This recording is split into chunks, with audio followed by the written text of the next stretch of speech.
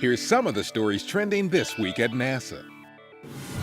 Cameras outside the International Space Station captured views of Hurricane Matthew during several passes over the major storm as it made its way north through the Caribbean Sea during the week of October 3rd.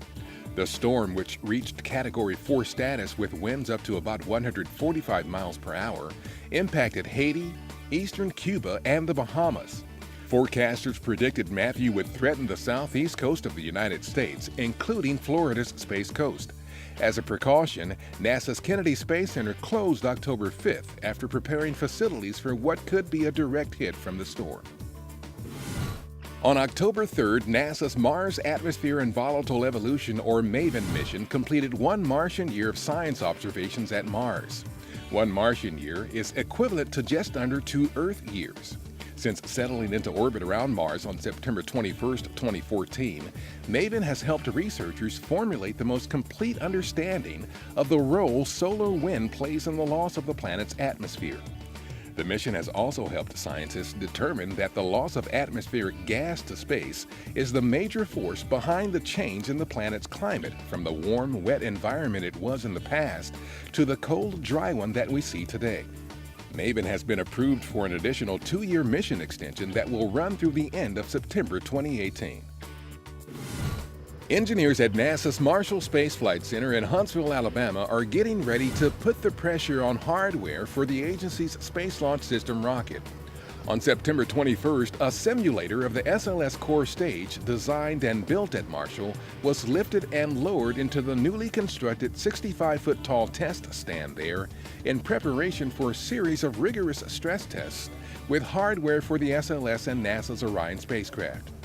The testing, which is scheduled to begin in January, is designed to ensure the world's most powerful rocket can withstand the incredible forces that occur during the launch. NASA's Oceans Melting Greenland airborne field campaign is back in the Arctic, dropping probes from a science aircraft into ocean waters off the coast of Greenland. The probes relay data to airborne computers that show where warm, extremely salty subsurface water is reaching the bottoms of glaciers, a process believed to be contributing to accelerated melting of the world's second-largest ice sheet. Oceans Melting Greenland is part of NASA's Earth Expeditions field studies designed to delve into tough questions about how our home planet is changing. In recognition of Hispanic Heritage Month, NASA hosted an October 4th event at the agency's headquarters in Washington called Aspira con NASA, which in English translates to Aspire with NASA. The event featured a video message from NASA Administrator Charlie Bolden and remarks from Associate Administrator for Education Donald James and Krista Paquin, Associate Administrator for Mission Support. Guest speakers Diana Trujillo, Mission Lead for NASA's Mars Curiosity rover, and former NASA astronaut Jose Hernandez also each shared their personal stories with students to help inspire and encourage them to pursue an education and career in a science, technology, engineering, and math or STEM-related field. NASA was represented at 2 White House events the week of October 3rd. NASA astronaut Ann McClain participated in a Facebook Live and other activities at Monday's South by South lawn, a White House festival that brought together creative thinkers, innovators, and organizers from around the country. And on Thursday, astronaut Kjell Lindgren participated in the harvest of the White House kitchen garden.